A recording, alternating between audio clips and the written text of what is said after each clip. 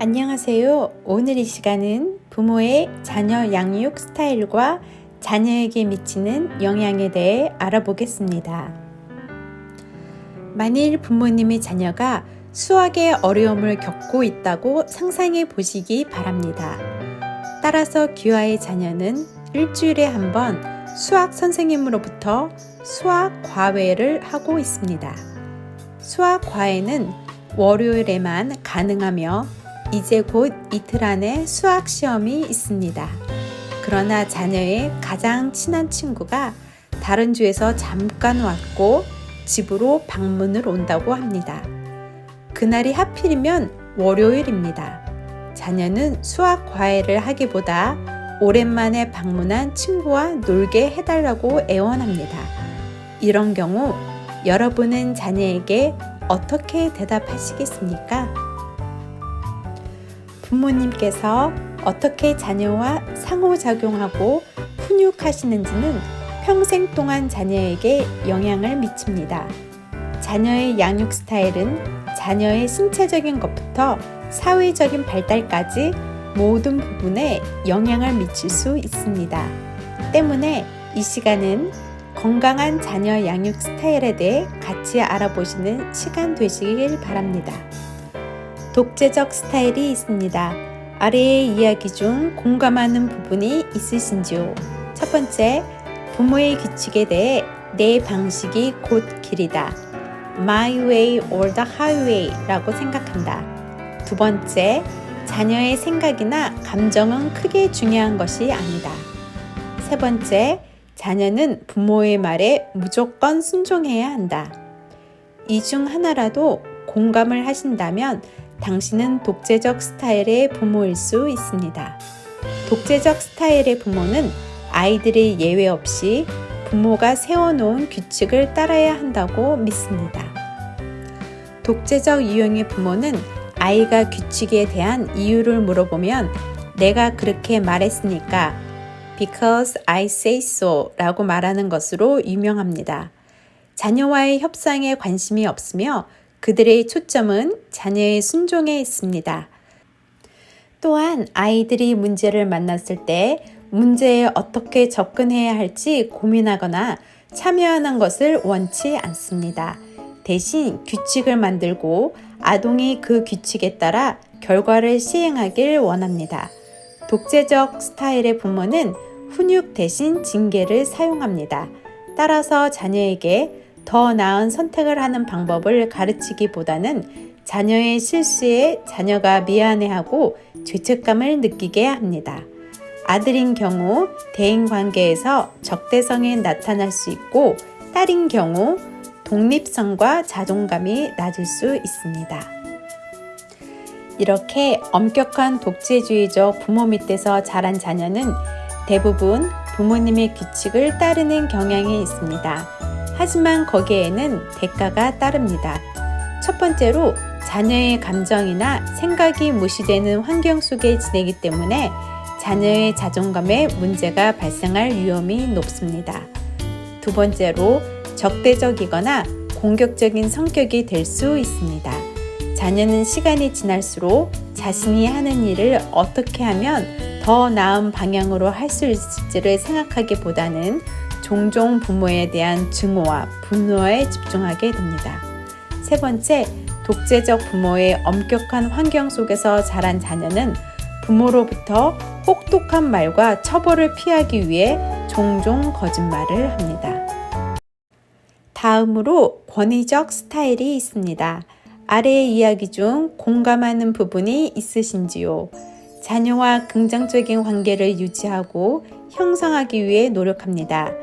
두 번째, 규칙 뒤에서 일관성 있는 태도를 취하며 자녀에게 그 이유를 설명해 줍니다. 세 번째, 일에 앞서 자녀의 생각과 감정을 고려합니다. 만일 이러한 진술이 익숙하게 들리신다면 권위적 스타일의 부모일 수 있습니다. 권위적 스타일의 부모는 규칙이 있지만 자녀의 의견도 참작합니다. 그들은 자녀의 생각을 확인하는 동시에 왜 그런 규칙이 필요한지를 자녀에게 설명해 주어 자녀에게 책임감을 가르쳐 줍니다. 권위적 스타일의 부모는 사전에 자녀의 행동에 관찰자의 입장에서 바라보고 문제가 일어나지 않도록 방지합니다.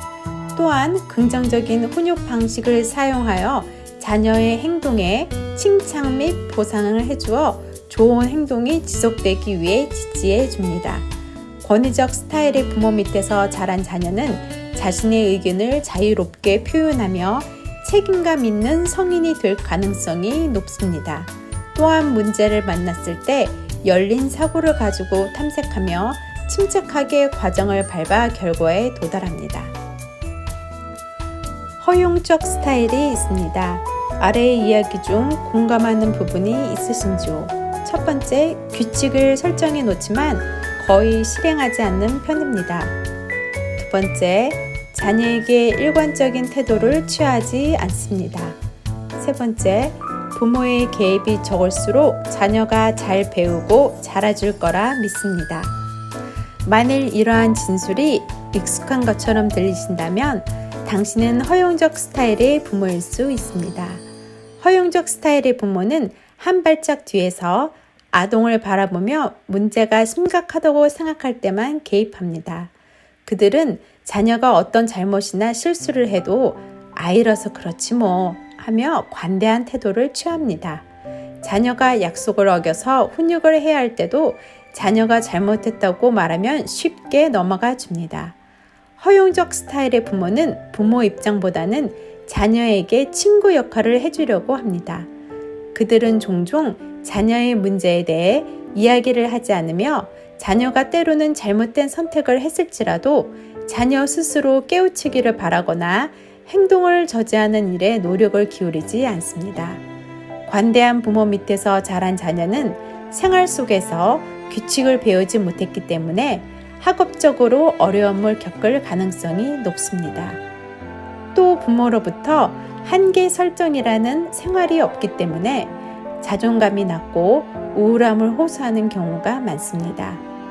허용적 스타일의 부모는 아이에게 정크푸드를 제한하지 않으며 이로 인해 아동 비만 등 건강에 문제를 가져옵니다. 또한 아동이 이를 잘 닦도록 관리를 해주지 않기 때문에 아이에게 충치가 생길 가능성이 높습니다. 그럼 권위적 스타일의 양육과 허용적 스타일의 양육에는 어떤 주요 차이점이 있을까요? 우리는 그것을 한계 설정에서 찾아볼 수 있습니다. 권위적 스타일의 부모와 허용적 스타일의 부모는 모두 자녀 양육에 참여합니다.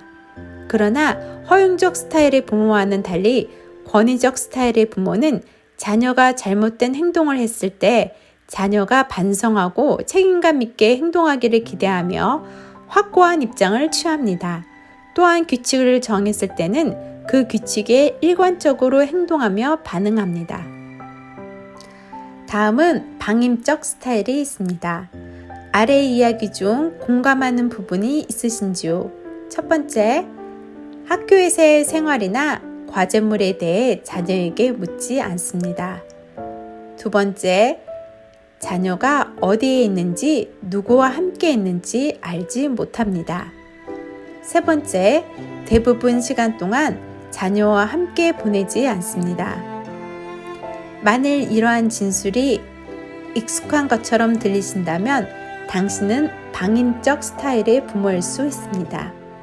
방임적 스타일은 자녀가 무엇을 하는지 거의 알지 못하며 자녀의 훈육에 참여하지 않습니다.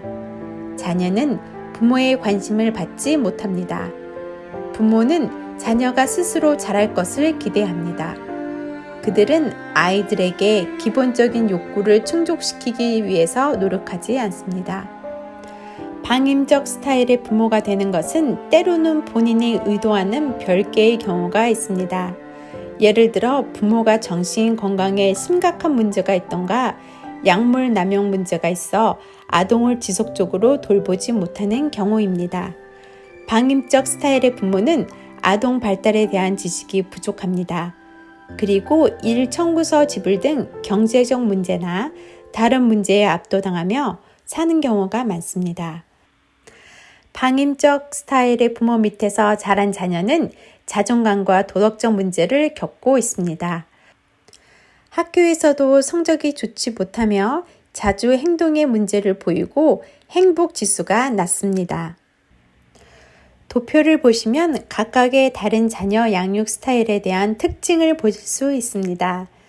권위적 스타일은 한계 설정과 일관성이 높고 따뜻하며 자녀에 대한 반응이 높습니다.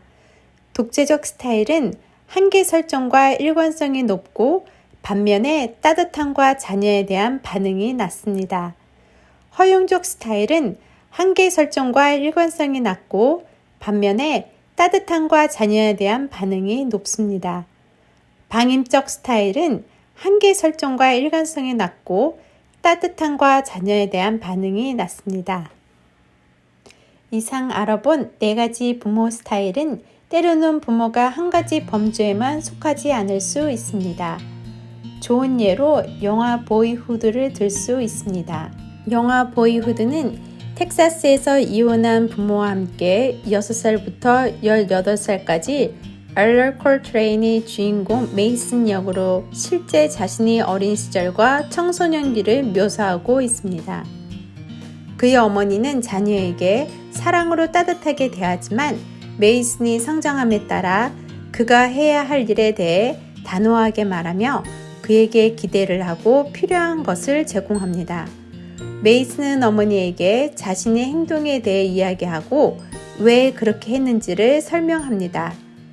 때로 메이슨 어머니는 자녀에게 충분히 설명을 해주지 않고 친정어머니에게 아이들을 맡기고 일을 갑니다. 그녀는 또한 아들이 친구들과 함께 캠핑에 가도록 허락하는 대신 그에게 주소와 전화번호를 보내라고 말합니다. 영화를 보면 주인공 메이슨이 그의 어머니로부터 어떤 스타일의 양육을 받았는지를 유추해 볼 수 있습니다. 제가 보기에 영화 속 메이슨은 아마도 그의 어머니로부터 권위적 스타일과 허용적 스타일의 양육을 받았을 것 같습니다. 영화에서 독재적 스타일의 모습도 나오는데 그것은 메이슨의 새 아버지입니다. 그는 엄격한 생활 방식을 고집하며 자녀들에게도 자신의 방식을 따를 것을 강요하기 때문에 이로 인해 메이슨의 어머니는 자녀 양육에 있어서 고심을 합니다. 한편 메이슨은 어머니와 둘이 있을 때만 이야기하고 집에 있을 때는 조용히 지냅니다. 메이슨은 어머니에게 자신이 반항적이었던 유년 시절과 대마초를 피우고 술을 마셨던 것에 대해 솔직하게 털어놓습니다. 이에 그녀는 메이슨의 이야기에 어떤 단서를 붙이지 않고 경청해 줍니다. 부모의 자녀 양육 태도는 가족 환경, 사회 환경, 문화나 시대의 환경에 따라 바뀔 수 있습니다. 최근 연구자들이 중국, 미국, 러시아, 호주 등 4개국 국가의 권위적 스타일의 부모를 대상으로 설문조사를 했을 때 흥미로운 자녀 양육 패턴을 발견했습니다. 미국과 호주에서 권위적 스타일의 부모는 가족 계획을 세울 때 자녀의 선호도를 고려하거나 자녀가 자신의 의견을 표현하도록 장려하는 것과 같은 민주적인 방법을 사용할 가능성이 높았습니다. 그러나 중국과 러시아에서는 권위적 스타일의 부모가 가족 계획을 세울 때 자녀의 선호도를 고려하지 않습니다. 그리고 중국에서는 아이들이 자신의 의견을 말할 수는 있지만 그것을 부모가 권장하지는 않습니다. 그렇다면 이들 4개국 나라의 권위적 스타일의 부모의 공통점은 무엇일까요?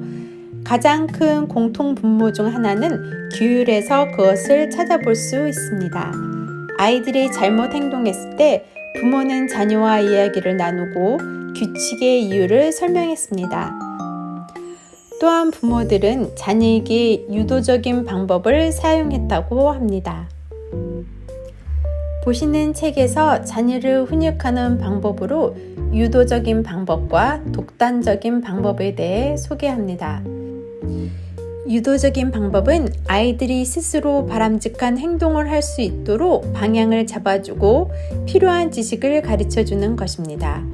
또한 아이가 어떤 행동을 하기 전에 행동을 시행했을 경우에 따르는 결과를 같이 추론하고 설명해 주어 이해를 돕습니다.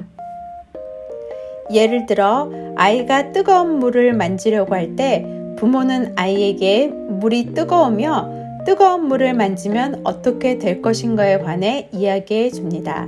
다른 예로 아이가 장난감을 갖기 위해 친구를 밀고 넘어뜨리게 해서 다른 아이가 운다면 부모는 아이의 손을 잡고 울고 있는 친구에게 가서 친구를 밀면 어떻게 되나요? 지금 친구 기분이 어떤 것 같아요? 뭐라고 친구에게 말해야 할까요? 라고 상황에 대해 설명해주고 어떻게 해야 되는지를 훈육합니다. 이것은 자녀로 하여금 사건의 발단과 그에 따른 결과를 이해시켜 줍니다. 또 아이가 친구의 상태와 마음을 공감하며 다음번엔 같은 일이 반복되어서는 안 된다는 깨달음을 얻게 합니다. 반면에 독단적인 방법은 부모의 힘으로 자녀에게 주장하는 방법입니다. 아이가 필요한 행동을 하지 않았을 경우 신체적 처벌이나 행동에 대한 제한을 두거나 아이를 고립시키는 경우입니다. 부모는 자녀가 규정을 준수하지 않았기 때문에 힘으로 하는 권력이 필요하다고 주장할 수 있습니다. 이러한 독단적인 방법이 지속되었을 때 아동은 또래 친구들과의 대인관계, 학업 성적의 부진, 반사회적인 행동을 가져올 수 있습니다. 예를 들어 아이가 잘못했을 때 아이가 잘못했는지에 대한 설명 없이 아이를 방에 혼자 두고 문을 닫는다든지 아이가 실수로 물을 엎질렀을 때 소리를 지르거나 체벌을 하는 경우입니다. 자녀 양육 지침서에 보면 부모님께 권장해 드리는 사항과 자제해 주시면 좋은 사항에 대해 나와 있습니다. 먼저 자녀 양육 권장으로 칭찬, 미소, 안아주기 등 긍정적인 보상을 자녀에게 해주시면 좋습니다. 자녀 나이에 맞는 규칙을 정하시고 그에 따른 부모님의 일관적인 태도를 자녀에게 보여주시면 좋습니다. 자녀에게 규칙을 지켜야 하는 이유를 설명해 주시면 좋습니다. 아이가 조르거나 떼쓰는 일에 너무 신경 쓰지 않는 것이 좋습니다. 위험한 물건이나 다치기 쉬운 것은 사전에 미리 치우시고 아이 손이 닿지 않는 곳에 보관하시는 것이 좋습니다. 다음으로 전체 상황을 파악하시기 전에 아이의 잘못에만 초점을 두시는 것은 자제해 주는 것이 좋습니다. 또한 너무 많은 규칙을 세우는 것은 자제해 주시는 것이 좋습니다. 아이의 나이에 맞게 일어나는 신체적 현상이나 행동을 너무 다그치지 않는 것이 좋습니다.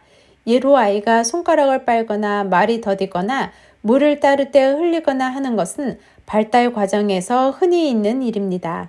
아이에게 신체적 체벌이나 소리를 지르시거나 행동을 하는 것은 자제해 주시기 바랍니다.